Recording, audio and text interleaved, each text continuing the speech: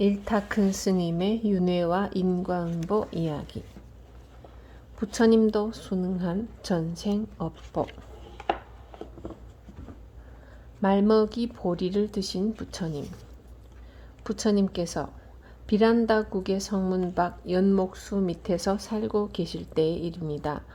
바라문의 출신으로 이 나라의 왕이 된 비란야는 어느 날 500명의 비구를 거느리고 계시는 부처님의 모습을 보고 크나큰 존경심을 일으켰습니다. 그는 부처님 전에 나아가 설법을 들은 다음 청을 올렸습니다. 부처님이시여, 3개월의 안거 기간 동안 부처님과 모든 스님들이 먹고 사용할 음식과 탕약과 의복, 침구 등의 모든 것을 제가 공양할 수 있도록 해주십시오. 부처님께서는 이 청을 응낙하셨고 왕은 매우 기뻐하며 궁으로 돌아와 대신들에게 명을 내렸습니다. 이 여름 3개월 동안 매일 18가지 음식을 장만하여 부처님과 스님들께 공양토록 해라. 이어서 왕은 백성들에게도 포고령을 내렸습니다. 어느 누구일지라도 이 여름 3개월 동안은 부처님과 스님들께 공양 올리는 것을 금한다. 이를 어기는 자는 목을 벨 것이다. 그날 밤 왕은 하얀 차일에 궁성이 뒤덮이는 꿈을 꾸고 깜짝 놀라 잠에서 깨어났습니다. 왕은 침상에 걸터 앉아 방금 꾼 이상한 꿈에 대해 골몰했습니다. 죽음을 상징하는 흰색 차일이 궁성을 뒤덮다니 이 꿈은 불길한 징조임에 틀림없다. 왕위를 잃거나 목숨을 잃는 것을 예언하는 꿈이 아닐까. 왕은 즉시 평소 존경하던 예언가를 불러 해몽을 부탁했습니다. 이 꿈은 좋은 징조이다. 그러나 좋다고 해몽하면 왕은 부처님을 더욱 후하게 공양할 것이다. 나쁜 꿈이라고 풀이하자. 평소 부처님에 대해 강한 질투심을 느끼고 있었던 예언가는 거짓 꿈풀이를 했습니다. 왕이시여, 이는 나쁜 징조입니다. 어떠한 일이 일어날 징조인가? 왕이시여, 이 꿈은 왕위를 잃든가 반란이 일어날 것을 알리는 꿈입니다. 자기의 생각과 예언가의 꿈풀이가 맞아떨어지자 왕은 매우 놀라서 물었습니다. 왕위도 목숨도 버리지 않을 좋은 방법은 없는가?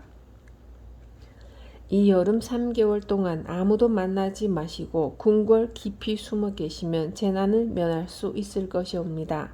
왕은 즉시 전국에 포고령을 내렸습니다. 이 여름 3개월 동안은 그 어떠한 사람일지라도 나를 보는 것을 금한다. 만일 이것을 범하는 자는 목숨을 잃을 것이다.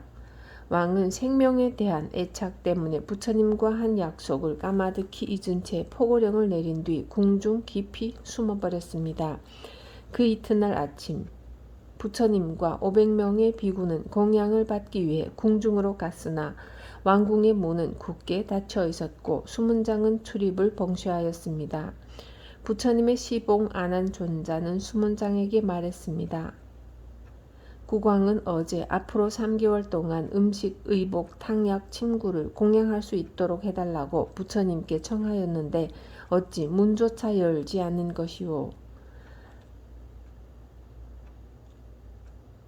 아난존자시여, 국왕은 500명분의 음식을 준비하라는 말씀만 하셨을 뿐 누구를 위해서라는 말씀은 하지 않았습니다. 그렇다면 국왕께 여쭈어 보시오. 아나님, 그것은 안 될 말씀입니다. 국왕께서는 이 3개월 동안 그 누구라도 만나지 않겠다고 하셨고 만일 만나고자 하는 이가 있으면 목을 베겠다는 포고령을 내렸습니다. 제 머리가 2개 있는 것도 아니온데 어떻게 임금을 배울 수가 있겠습니까? 어쩔 수 없음을 안 부처님과 500명의 비구는 마을 사람들을 찾아다니며 공양을 청했습니다. 그러나 그들은 한 목소리로 거절했습니다. 우리들 그 누구도 앞으로 3개월 동안은 공양을 바칠 수가 없습니다. 저희들은 공양을 올리고 싶지만 국왕이 포고령을 내려 부처님과 스님들께 공양을 바치는 것을 금지하였기 때문입니다. 만일 이 금지령을 어기는 자가 있다면 목숨을 잃을 것입니다. 어디를 가보나 사람들은 이렇게 말하며 거절하였습니다. 이 무렵 500마리의 말을 끌고 북방에서 이 나라로 온 상인이 있었습니다. 아나는 그를 찾아가 자초지종을 밝힌 다음 간곡히 부탁했습니다. 나는 이 나라 사람이 아니다. 왕의 포고령이 나에게는 미치지 않으리라. 이렇게 생각한 그는 아난에게 말했습니다. 아난 존자시여, 저에게는 달리 양식이 없습니다. 오직 말들의 먹이인 말먹이 보리밖에 없습니다. 만일 이 보리라도 좋으시다면 부처님께서는 하루 2돼, 스님들께서는 한 되씩 500마리의 말먹이를 공양하고 싶습니다. 괜찮겠습니까? 아나는 부처님께로 돌아와 이 일을 아뢰었고 부처님께서는 담담히 말씀하셨습니다. 말먹이를 먹지 않으면 안 되는 것이 나의 업보요 500비구의 업보이다. 나는 기꺼이 그의 공양을 받겠다.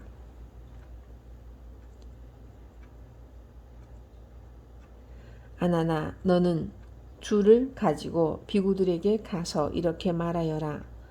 3개월 동안 말먹이 보리를 먹고서라도 부처님과 함께 머물러 안거하겠다고 생각한 사람은 이 줄을 가지라 라고. 아난이 비구들에게 이 말씀을 전하자 498명의 비구들은 줄을 뽑아 말먹이 보리를 먹더라도 부처님과 함께 안거하겠다는 뜻을 밝혔습니다. 그러나 가장 큰 제자인 사리불과 목건년 2 비구는 줄을 뽑지 않았습니다. 사리불은 부처님께 아뢰었습니다. 부처님이시여, 저는 지금 이 질병으로 고통을 받고 있습니다. 3개월 동안 찬 성질의 말먹이 보리를 먹는다면 병은 더욱 깊어질 것입니다. 목건년도 뒤따라 말했습니다. 부처님, 저는 사리불을 간호해야 하므로 그와 함께 이곳을 떠나겠습니다. 이리하여 부처님과 498명의 비구는 비란다 성박 연목수 아래에서 상인이 주는 말먹이 보리를 먹으며 안거하였고, 사리불과 목건년 장로는 삼봉산으로 가서 천인들의 공양을 받으며 여름 3개월을 지내게 되었습니다. 부처님과 비구들은 말먹이 보리로 밀개떡을 만들어 먹었고, 아나는 밀개떡을 드시는 부처님을 뵈올 때마다 매우 비통해하였습니다. 그러나 부처님은 지극히 담담한 모습으로 밀개떡을 드셨습니다.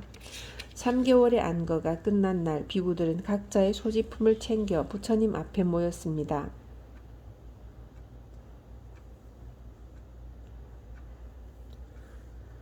그리고 3개월 동안 마음에 품고 있던 의혹을 부처님께 여쭈었습니다. 부처님이시여, 복과 덕을 원만히 갖추셨고 위없는 깨달음을 이루신 부처님께서 어찌하여 말먹이 보리를 드시지 않으면 안 되었나이까? 또 저희 498명의 비구가 그것을 먹은 까닭은 무엇이오이까? 비구들이여, 이 모든 것은 피할 수 없는 업보이니라. 옛날 비바시 부처님께서 84,000 비구들과 친해성 교회에 머물러 있을 때 친해성 안에는 500의 동자를 가르치고 있는 바라문이 있었느니라. 온 나라 사람들은 그 바라문을 존경하고 섬기고 공양을 하였으나 비바시 부처님이 친해성에 나타나자 그의 명성은 땅에 떨어졌고 공양하는 사람도 크게 줄어들었느니라. 이에 그 바라문은 부처님에 대해 깊은 질투심을 품게 되었다. 어느 날 아침 바라문은 맛있는 음식을 바로 가득히 담아가지고 돌아가는 비구들을 불러 세우고 시비를 걸었느니라. 무엇을 얻었는가? 바루 속을 보여다오. 스님들이 그가 시키는 대로 정직하게 보여주자 바라문은 500명의 제자들을 돌아보며 악담을 퍼부었느니라. 이놈들은 이렇게 맛있는 음식을 얻어먹을 만한 자격이 없다. 말먹이 보리나 얻어먹는 것이 마땅한 노릇이다. 그러자 그의 제자들도 입을 모아 떠들었느니라. 그렇고 말고요. 스승님이 말씀하신 대로 말먹이 보리를 먹는 것이 제격일 것입니다. 그러나 그중 2명의 영리한 동자는 오히려 바라문을 나무랐습니다. 스승님, 그런 욕을 하시면 안 됩니다. 귀하신 이분들은 오히려 천인의 공양을 받기에도 부족함이 없습니다. 이러한 이야기를 들려주신 부처님은 결론을 맺었습니다. 비구들아, 그때의 바라문은 나의 전신이요 500명의 어린 제자는 지금의 그대들이며 2명의 영리한 동자는 사리불과 목건년이니라. 이 악담의 과보로 나와 너희 498명의 비구는 이 여름 3개월 동안 말먹이 보리를 먹어야만 했고 사리불과 목건녀는 그 악담을 꾸짖은 선한 인연으로 삼봉산에서 천인들의 공양을 받은 것이다. 내가 항상 말하였듯이 악업에는 언제나 나쁜 과보가 따르고 선업에는 언제나 좋은 과보가 따르기 마련이다. 어찌 누구를 탓하고 누구를 원망할 것이랴. 너희들은 인과의 도리를 깊이 명심하여 더욱 수행에 힘써야 하느니라.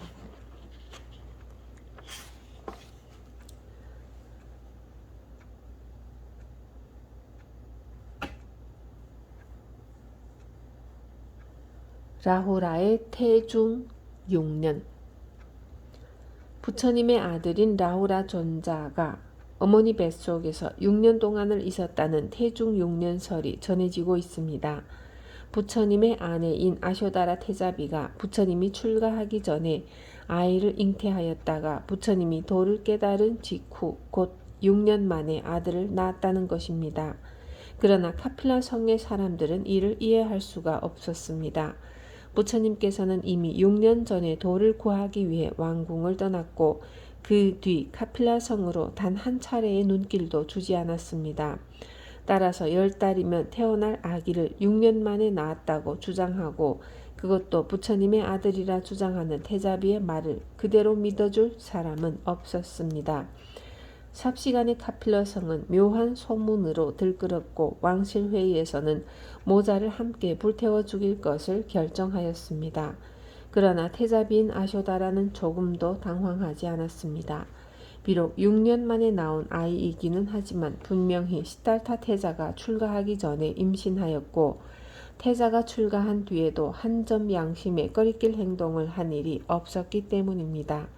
오히려 라후라가 무슨 원한이 있어 6년 동안 기를 쓰고 나오려 하지 않았는지 그것이 궁금해했습니다. 이윽고 불씨가 장작 더미에 옮겨붙기 시작했을 때 아쇼다라는 일말의 흔들림 없이 부처님이 계신 곳을 향하여 무릎을 꿇고 기도를 하였습니다. 부처님이시여, 이 아기가 진정 당신의 아들이라면 나와 이 아이의 생명을 구하여 주소서. 그러자 금방이라도 두 모자를 삼킬 듯이 치솟아 오르던 불길이 갑자기 누그러들더니 순식간에 꺼져버리는 것이었습니다. 다시 여러 차례 불을 붙여보았지만 결과는 마찬가지였습니다. 그리고 부처님은 사람을 보내어 라후라가 당신의 아들이 맞다는 것을 증명하였습니다. 그 일이 있고 난 12년 뒤 부처님은 고향인 카필라 성으로 와서 다음과 같은 이야기를 들려주셨습니다.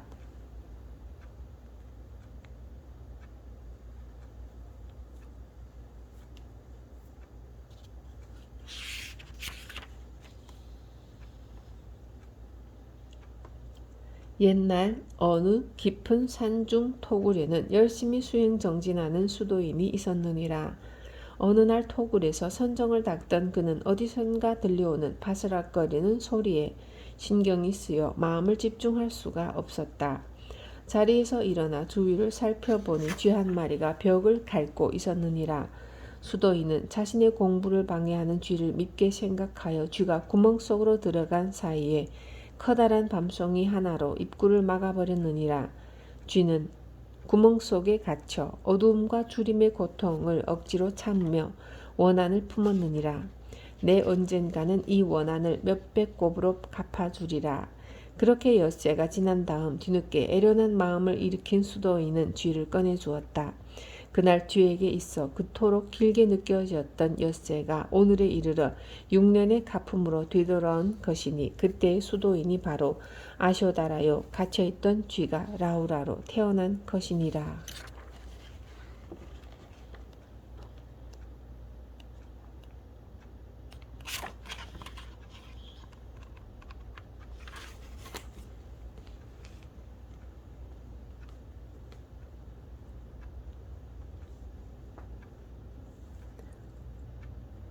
비사리 여인의 과보.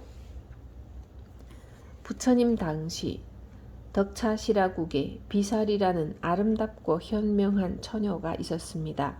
따스한 봄날 그녀는 마을 친구들과 함께 꽃을 따기 위해 집을 나섰습니다. 꽃이 만발한 앞산으로 가려면 마을 앞에 개울을 건너야 했기 때문에 마을 처녀들은 다 신을 벗고 치마를 추슬려 올리며 개울을 건넜습니다. 그러나 비사리는 신은커녕 옷도 축히지 않은 채 건너는 것이었습니다. 뚝 위에서 이를 지켜보고 있던 나이든 한 나그네는 호기심이 일어 그 뒤를 따랐습니다.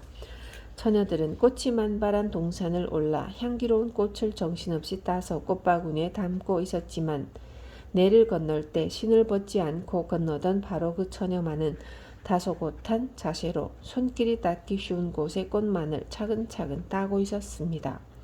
하루 종일 이를 지켜보고 있던 나그네는 처녀들이 산을 내려올 무렵 비사리에게 다가가 조용히 물었습니다.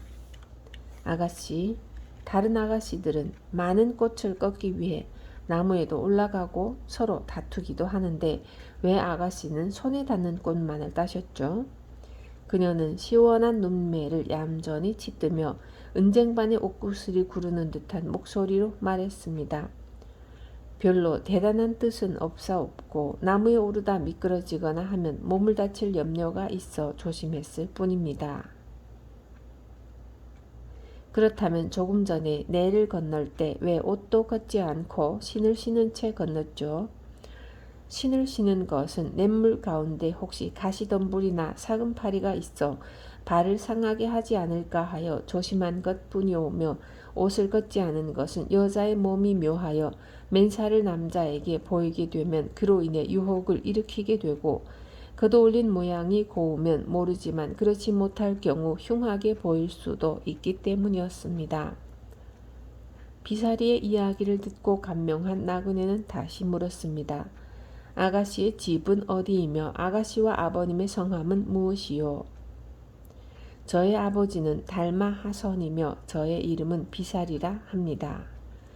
비사리는 나그네의 점잖은 언행과 품위에 이렇게 대답하고 집도 가르쳐 주었습니다. 그날 밤 나그네는 처녀의 아버지를 방문하여 자신을 소개하였습니다.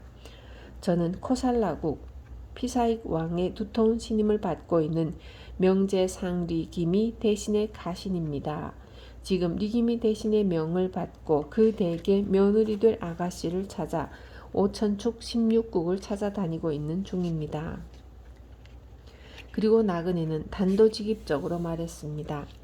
따님의 혼처를 아직 정한 데가 없으면 저희 코살라국 리기미 대신의 막내 아드님과 혼인시키기를 청합니다. 갑작스러운 청혼에 달마하선은 딸의 미거함을 핑계삼아 사양하였지만 나그네는 낮에 딸을 지켜본 이야기를 하며 거듭 청하는 것이었습니다. 나그네가 딸을 간택하게 된 사연을 들은 달마하선은 딸의 처세에 흐뭇함을 느껴 혼인을 쾌히 승낙하였습니다. 리기미 대신은 아들의 결혼 예물을 갖추어 수레에 싣고 덕차시라국으로 떠났고 비사리 신부 집에서도 준비에 바쁜 나날을 보냈습니다. 마침내 예식일을 맞아 혼례식을 마친 뒤 리기미 대신은 흡족한 마음으로 신부 일행을 데리고 코살라국으로 떠났습니다. 얼마쯤 가다가 쉬어가기가 좋은 정자가 있어 일행은 그곳에서 쉬게 되었으나 갑자기 불길한 예감이 든 비사리는 시아버지께 다른 곳으로 옮겨 쉬기를 간청하였습니다. 시아버지가 수레와 일행을 재촉하여 막 그 정자를 벗어나는 순간 큰 코끼리가 정자 곁으로 다가와 가려운 등을 비비는 바람에 정자가 무너져 그곳에 있던 다른 나그네들이 그대로 깔려 죽고 만 것입니다. 이를 본 리기미 대신은 크게 놀라면서 과연 오천축국의 제일 가는 며느리를 구하기 위해 정성을 들이고 애쓴 보람이 있다며 흐뭇해했습니다. 그리고 다시 코살라국으로 향해 가다가 한 내를 만나 오랜 여행에 지친 말과 일행을 쉬고자 하였습니다. 이때 하늘을 쳐다보던 비사리는 큰 비가 올 것 같은 예감이 들어 시아버지께 내를 건너 쉴 것을 조심스레 청하였습니다.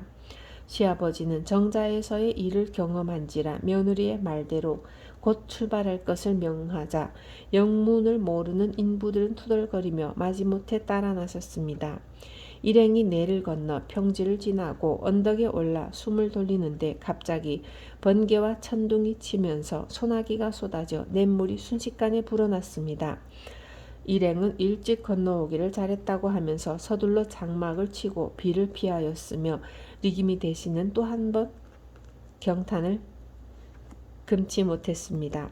시댁에 당도한 비사리는 성중의 많은 사람들에게 환영을 받았으며 시부모와 남편과 어른들을 정성껏 받들며 지냈습니다. 시댁의 가세와 덕망은 날로 높아졌으며 그녀에 대한 찬사와 존경도 날로 더하여졌습니다.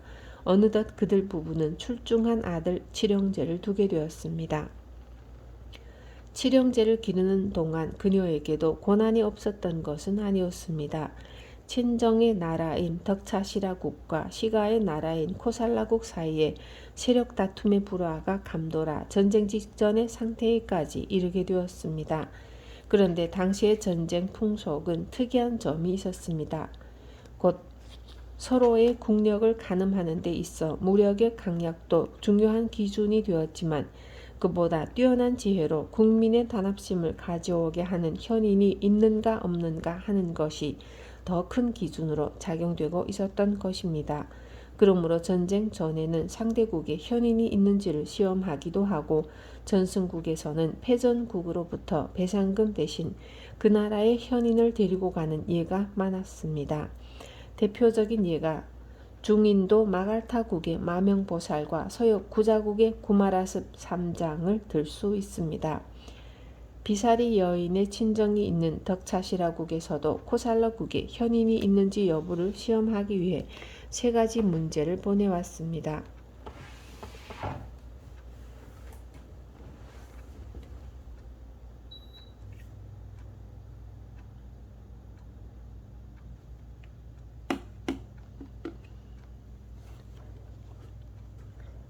첫째는 크기가 비슷한 2마리의 말을 보내어 어미와 새끼를 구별하라는 것. 둘째는 2마리의 새끼뱀을 보내어 암수를 구별하라는 것. 셋째는 위아래의 식별이 불가능한 나무 토막을 보내어 위쪽과 아래쪽을 구별하라는 것이었습니다. 만일 이 문제를 풀지 못하면 군대를 동원해 침공하겠다고 위협하였기에 코살라국의 왕과 대신은 크게 근심하고 있었습니다. 이때 비사리는 시아버지의 근심을 알고 밝게 웃으며 그 답을 가려내는 방법을 일러주었습니다. 첫 번째 문제는 말이 좋아하는 풀을 한 곳에 모아놓고 그 풀을 먹게 하십시오. 새끼 말은 저만 먹으려고 하지만 어미 말은 먹이를 새끼 쪽으로 밀어줄 것이옵니다. 두 번째 문제는 색깔이 곱고 부드러운 비단을 펴놓고 그 위에 새끼뱀 2마리를 올려놓으십시오. 암놈은 성질이 부드러워 비단 위에 가만히 있을 것이고 순놈은 좋다고 펄펄 뜰 것이옵니다.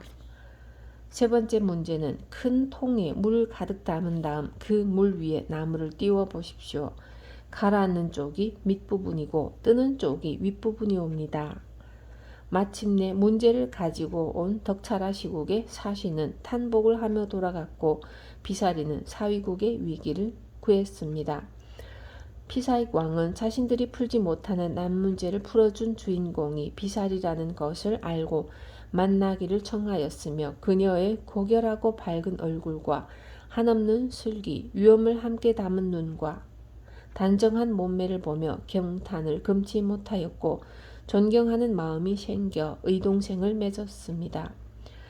자연히 비사리의 아들들은 장성함에 따라 좋은 벼슬길도 열리고 문무에도 뛰어나 만인의 선망의 대상이 되고 있었습니다. 또 그녀는 부처님의 가르침을 잘 받들었고 신심이 돈독하여 때때로 부처님과 제자들을 초청하여 공양 올리는 일을 즐겨 베풀었습니다. 당시 부처님께서는 어느 한 사람만을 따로 청하여 공양 올리는 별청을 철저히 금하고 있었습니다.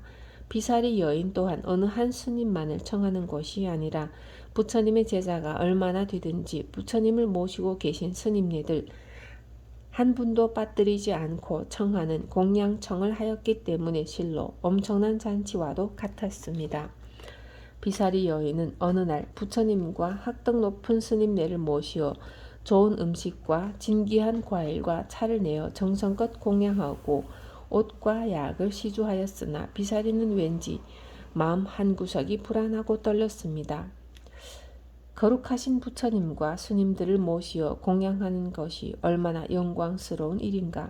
그런데 왜 이리도 내 마음이 불안할까?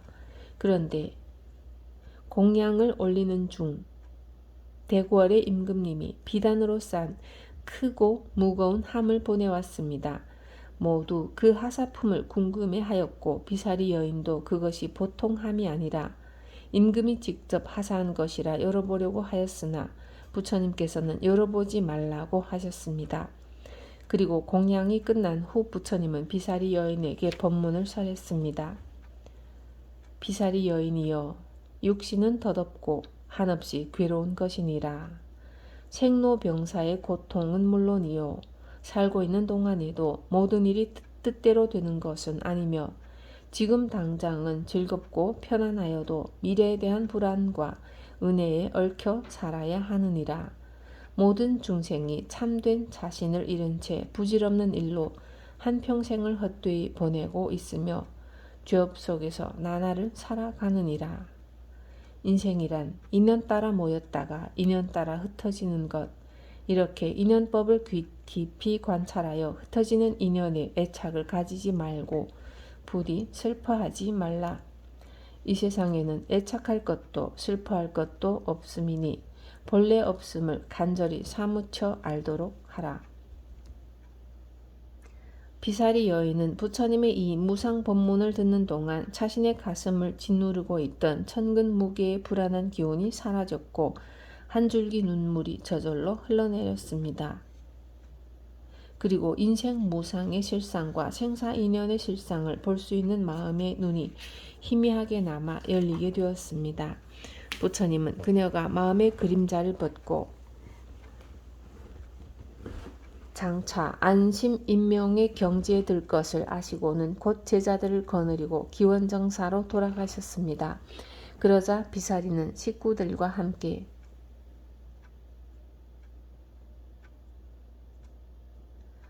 임금님이 보낸 함의 뚜껑을 열었습니다. 순간 그녀는 참으로 두 눈을 뜨고는 볼 수 없는 참혹한 모습을 보았습니다. 그녀는 기절하였고 온 식구들은 모두 소리 높여 통곡을 했습니다. 그 함 속에는 그토록 믿음직스럽고 씩씩하였던 그녀의 7 아들들의 머리가 일그러진 채 담겨져 있었던 것이었습니다. 그러나 그녀는 곧 정신을 가다듬고 방금 전 부처님께서 말씀해 주신 법문의 뜻을 뼛속 깊이 생각하며 마음속으로부터 끓어오르는 분노와 배신, 끝없이 아끼고 사랑했던 자식에 대한 애착과 북받쳐 오르는 소름을 조용히 가라앉혔습니다. 그것은 부처님의 법문을 들었을 때 인생의 무상을 꿰뚫어 보는 마음의 힘을 얻었기 때문이었습니다. 그리고 비사리는 7 아들이 그와 같은 비참한 죽음을 당하게 된 까닭을 전해드렸습니다. 이들의 죽음은 비사리 여인의 7 아들 중 막내 아들이 화근의 발단이 되었습니다. 그는 시기를 잘하고 질투심이 강하였으며 뜻에 맞지 않는 일이나 경우에 맞지 않는 행동을 하는 이에 대해서는 가차없이 결투를 신청하고 징계를 하고야 마는 성격이었습니다.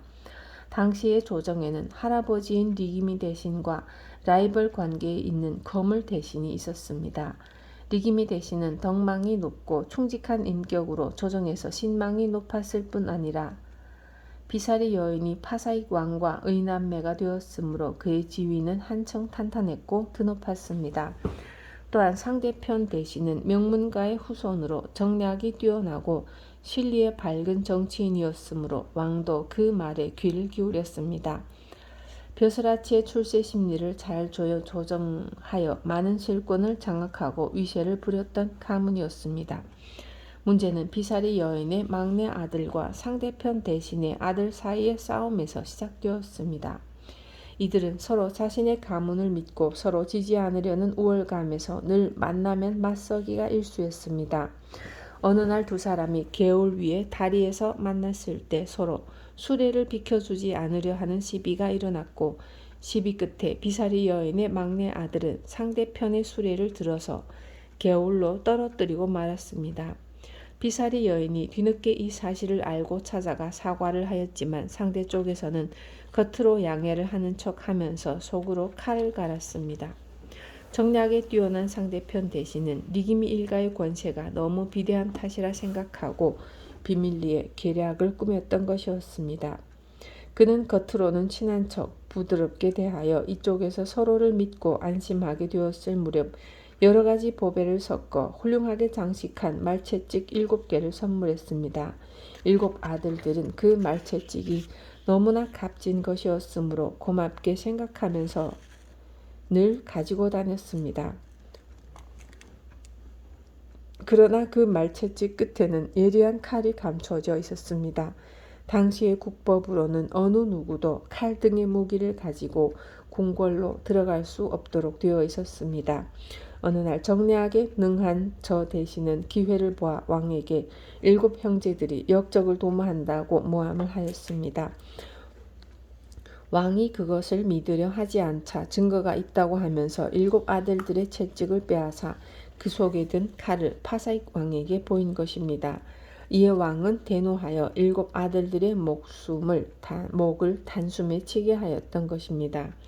한편 불심과 덕망이 높기로 이름난 비사리 여인의 7 아들이 무참하게 처형되었다는 소식을 듣게 된 아난존자는 이것이 어떠한 인연의 소치인가를 부처님께 여쭈었습니다.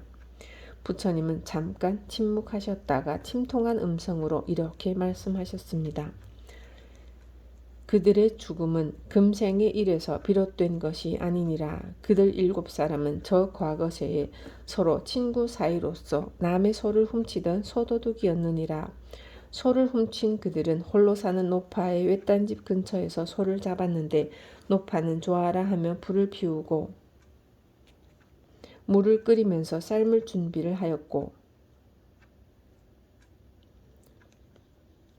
소금을 공급하여 함께 맛있게 먹었느니라. 그때의 7 도둑이 지금의 비사리 여인의 7 아들이며 그때의 노파가 지금의 비사리 여인이니라. 그리고 그때의 소주인은 7 아들을 역적으로 모함한 바로 그 대신이니라. 이러한 인연으로 그들은 금생의 모함을 받아 한꺼번에 죽임을 당하게 된 것이니라. 부처님의 말씀처럼 7명의 소도둑은 남의 소를 도둑질하고 죽인 죄로 금생에 비참한 죽음을 받은 것이므로 도둑질과 살생을 한 직접적인 과보라고 할 수 있지만 비사리 여인은 그 소를 죽인 것과는 직접적인 관계가 없었지만 도둑질하여 잡은 쇠고기를 삶고 소금을 갖다 주어 함께 맛있게 먹은 죄 때문에 7 아들의 어머니로서 아픔을 당하게 된 것입니다.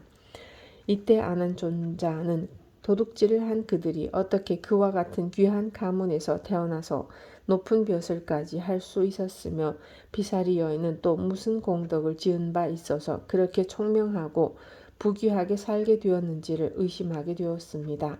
그리하여 이 인과를 부처님께 여쭈었습니다. 세존이시여, 저들이 어떤 인연으로 이러한 부귀한 집에 태어나서 고귀한 신분을 얻게 되었나이까? 부귀한 집에 태어난데도 그만한 인연이 있느니라.